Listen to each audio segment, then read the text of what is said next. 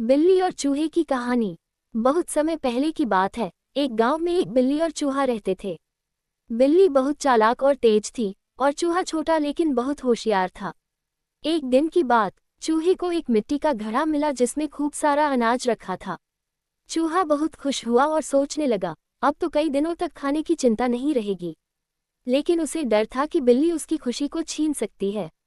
चूहे ने घड़ा छिपाकर रखा और बिल्ली से दूर रहने की कोशिश की, मगर बिल्ली को चूहे के हर काम पर नजर रहती थी। उसने सोचा, इस बार चूहे से अनाज लेकर ही रहूंगी। बिल्ली की चाल। बिल्ली ने चूहे से दोस्ती करने का नाटक किया। उसने कहा, हम दोनों को आपस में लड़ाई नहीं करनी चाहिए। क्यों न हम साथ मिलकर खाएं और मजे करें। चूहा पहले तो समझ नहीं पाया, लेकिन फिर उसने सोचा, बिल्ली की बातों पर भरोसा नहीं करना चाहिए।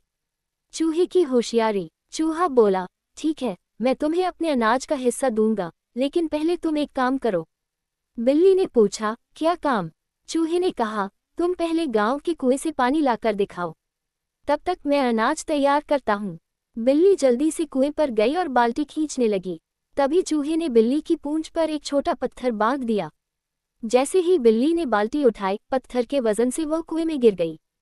चूहे की जीत। चूहा हंसते हुए बोला, चालाकी से दूसरों को धोखा देना बुरी बात है। अब तुम अपनी गलती से सीखो।